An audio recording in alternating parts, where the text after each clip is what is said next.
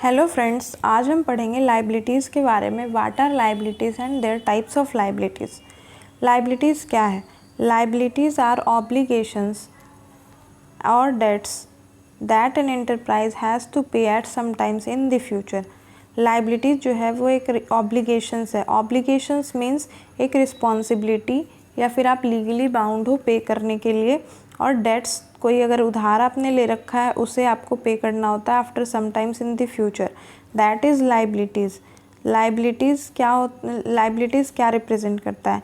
Liabilities represent creditors claim on the firm's assets. अगर आपके पास कोई एसेट्स है उसका क्लेम कर सकता है आपके लाइबिलिटीज़ रिप्रेजेंट क्या कर रहा है कि अगर कोई क्रेडिटर है तो वो आपके फर्म्स के एसेट्स पे क्लेम कर सकता है। जैसे कि एग्जांपल बताती हूँ मैं। अगर कोई लाइबिलिटीज़ है, दैट मीन्स कोई आपने कर्ज ले रखा है, उधार ले रखा है, तो आपको वो पेमेंट करना है। तो आप उसको पेमेंट किस चीज़ में करोगे? कैश में करोगे। तो कैश में करोगे या काइंड में करोगे? काइंड मीन्स सामान। तो कैश या काइंड में अगर आप कर रहे हो तो आपका जो कैश और काइंड है, तो ये कैश और काइंड आपका एसेट साइड दिखता होगा पक्का बैलेंस शीट में, और इसी से आप पे करोगे। और जब एसेट जो है वो डिक्रीज़ होगा एसेट्स डिक्रीज़ होगा तो लाइबिलिटीज़ भी डिक्रीज़ होगी। इट मीन्स अगर आपने कैश पेमेंट कर रखा है तो कैश अगर आपने दिया है तो कैश एसेट्स डिक्रीज़ हुआ और लाइबिलिटीज़ से क्रेडिटर डिक्रीज़ हो रहा है। और दूसरा केस ये होता है कि मतलब इसको पूरी तरीके से क्लैरिफाई करने के लिए फर्म्स एसेट्स को बताते हैं। जैसे बैंक आपसे लोन ले रहा है, बैंक से आप लोन ले रहे हो तो मोर देन 1 ईयर के लिए लेते ही हो, और साथ में बैंक जो है वो आपके प्रॉपर्टी के पेपर्स या फिर गोल्ड वगैरह वो अपने पास एक्वायर करके रखता है कि इन केस आपने उसे कैश में पेमेंट नहीं किया, इन केस आपने उन्हें पैसे नहीं दिए तो वो आपके एसेट्स को एक्वायर कर ले। तो ये इस लाइन को ये भी डिफाइन करता है, they represent creditor claim on firm's assets.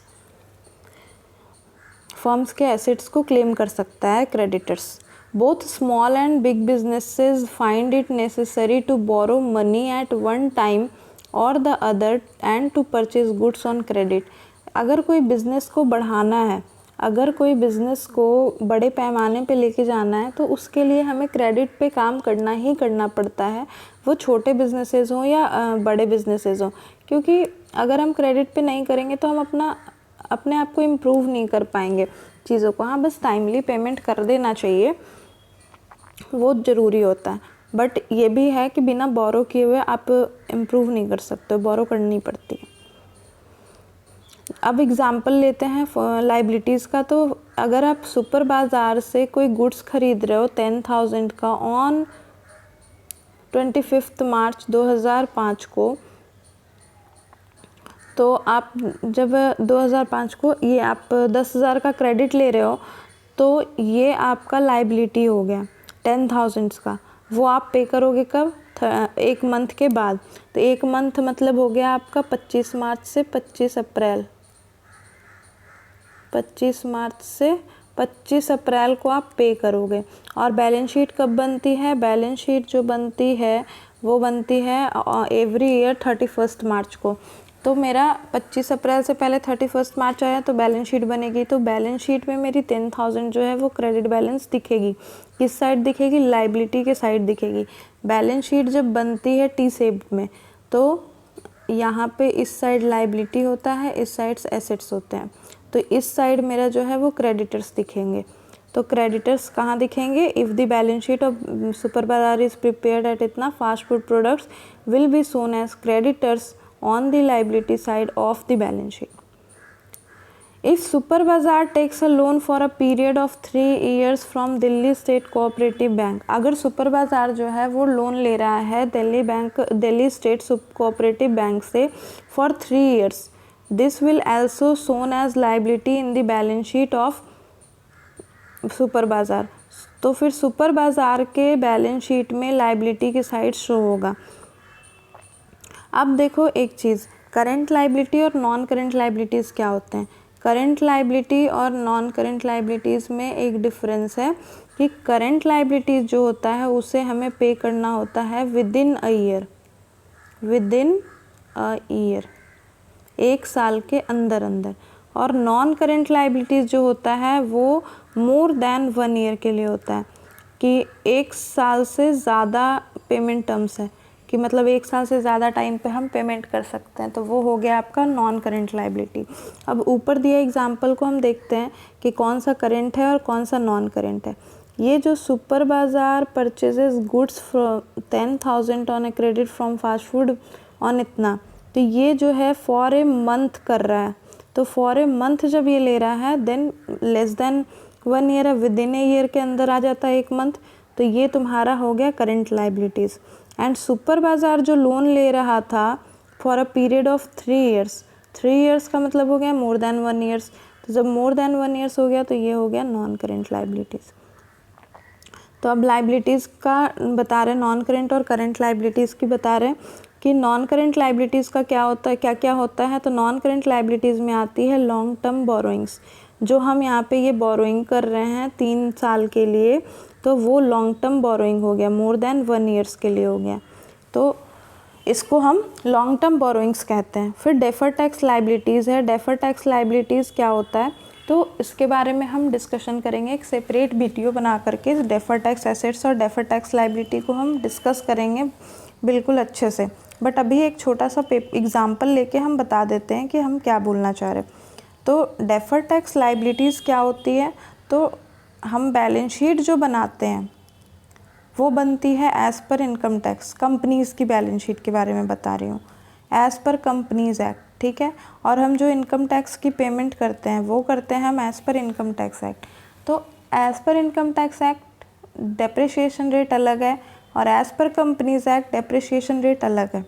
तो इन दोनों में जो डिफरेंस आता है और उसके बाद उसका जो टैक्स का डिफरेंस होता है, टैक्स पेमेंट उस हिसाब से हम कभी कम और कभी ज़्यादा पेमेंट करते हैं, तो उसको हम डेफ़र करते हैं, क्योंकि पेमेंट तो लास्टली हमें उतना ही करना होता है, बट अभी के टाइम पे हम चाहे तो कम पेमेंट करते हैं इनकम टैक्स में या फिर ज़्यादा करते हैं, तो उस चीज़ को देखना पड़ता है कि हम किस टाइम पे कम कर रहे हैं, किस टाइम पे ज़्यादा कर रहे हैं।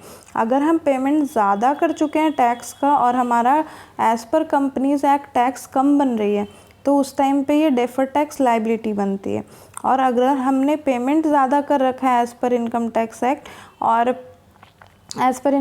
एक्ट और कंपनीज़ एक्ट में हमारा कम बन रहा था, तो वो हमारा उस टाइम पे डेफर टैक्स एसेट्स बनता है। आई होप ये चीज़ें अभी आपको थोड़ी सी क्लियर हुई होगी, एंड आफ्टर दैट मैं आपको आपकी इस चीज़ को पूरी तरीके से क्लियर करूँगी, आपको बिल्कुल अच्छे से समझ आएगी। Now other long term liabilities क्या होती है, तो जो लॉन्ग टर्म बोरोइंग्स में नहीं आते हैं और जो डेफर टैक्स नहीं होता है, तो वो अदर लॉन्ग टर्म लाइबिलिटीज़ में आती है। कोई भी आपने अगर ले रखा है तो फिर वो अदर लॉन्ग टर्म लाइबिलिटीज़ में ही आ गई। उसके बाद है फिर लॉन्ग टर्म प्रोविजंस। प्रोविज़न क्या होता है, प्रोविज़न होता है मतलब आप थोड़ा सा श्योर हो, 50% से ऊपर आप श्योर हो कि आपको कोई पेमेंट करनी ही करनी है, तो वो उसका अमाउंट भी आपको 100% क्लियर नहीं है कि उतना ही अमाउंट पे क्लियर ये करना है, तो आपका वो लॉन्ग टर्म प्रोविज़न हो गया। अगर 1 साल के बाद पेमेंट करना है तो वो लॉन्ग टर्म प्रोविज़न हो जाएगा, और अगर 1 साल के अंदर अंदर ही पेमेंट करने की ये है आपको कि आप पेमेंट कर दोगे 1 साल के अंदर अंदर ही, लेकिन अमाउंट अभी क्लियर नहीं है और मतलब 50% से ज़्यादा चांसेस है कि आप पे करना ही पड़ेगा, तो उस टाइम पे अगर 1 साल से ज़्यादा के बाद पेमेंट करना है तो लॉन्ग टर्म प्रोविज़न, और अगर 1 साल के अंदर अंदर पे करना है तो short term provision. Long term provision का एग्जांपल हम बता देते हैं कि जैसे कोई कोर्ट केस चल रहा है, तो कोर्ट केस तो भाई लंबा चलता है, इंडिया में तो खास करके बहुत लंबे कोर्ट केसेस चलते हैं, तो उस केस में आपको ऐसा लग रहा है कि आपको पेमेंट करनी पड़ेगी, तो पेमेंट जब करनी पड़ेगी तो पेमेंट के लिए हमें एक अमाउंट भी लग रहा है कि मान लो 10 लाख की हमें पेमेंट करनी पड़ेगी, तो ये हमारा एक्सपेक्टेशन हो रहा है कि हमको 10 लाख की लाइबिलिटी है, तो 50% से ज़्यादा चांसेस है कि हम केस हारेंगे और हमें पे करने पड़ेंगे, तो इस केस में ये जो है तुम्हारा लॉन्ग टर्म प्रोविज़न है। नाउ करंट लाइबिलिटीज़ के बारे में। तो करंट लाइबिलिटीज़ का payment with in a 1 year होता है। वैसी लाइबिलिटीज़ जिसकी payment with in a 1 year होगा उसको करंट लाइबिलिटीज़ बोलेंगे। किसी से हमने उधार ले रखा है और 1 साल के अंदर अंदर हमें पे करना है, तो वो हो गया आपका शॉर्ट टर्म बोरोइंग्स। उसके बाद फिर ट्रेड पेएबल। ट्रेड पेएबल क्या है? तो आपने किसी से गुड्स लिया और पैसे आपने अभी नहीं दिए, बाद में दोगे, तो फिर वो ट्रेड पेएबल हो गया। तो वो विद इन अ 1 ईयर ही देने का टर्म्स एंड कंडीशन होता है, तो दैट इज़ करंट लाइबिलिटीज़। फिर अदर करंट लाइबिलिटीज़ होते हैं, बहुत सारी लाइबिलिटीज़ होती है जो कि शॉर्ट टर्म बोरिंग्स और ट्रेड पेएबल में नहीं आती है, तो वो अदर करंट लाइबिलिटीज़ आती है जिसकी payment with in a 1 year हो जाए। और शॉर्ट टर्म प्रोविजंस क्या होते हैं? तो उसी तरीके से जो मैंने बताया कि हमें एक्सपेक्टेशन होती है, जैसे कि इनकम टैक्स की पेमेंट 31 मार्च के पहले नहीं होती है। जब सारा प्रॉफिट हमने कैलकुलेट कर लिया, प्रॉफिट हमारा कैलकुलेट हो गया, आफ्टर दैट हमें लगता है कि हमें उतना पेमेंट करना है, उस टाइम में 31 मार्च को हम कैलकुलेट करते हैं, बट हम पेमेंट तो बाद में करते हैं इनकम टैक्स की, तो उस टाइम पे एक्चुअल पेमेंट होती है। तो इस टाइम पे हमें लग रहा है कि हमारे प्रॉफिट के हिसाब से हमें इतना पेमेंट करना पड़ेगा, तो वो इनकम टैक्स का प्रोविज़न बनता है कि वो तो श्योर है कि पेमेंट तो करनी ही है, अमाउंट बस श्योर नहीं है, तो उस वजह से हम उसे प्रोविज़न बना देते हैं, क्योंकि खर्चा उसी साल का होता है, तो वो शॉर्ट टर्म प्रोविजंस बनता है।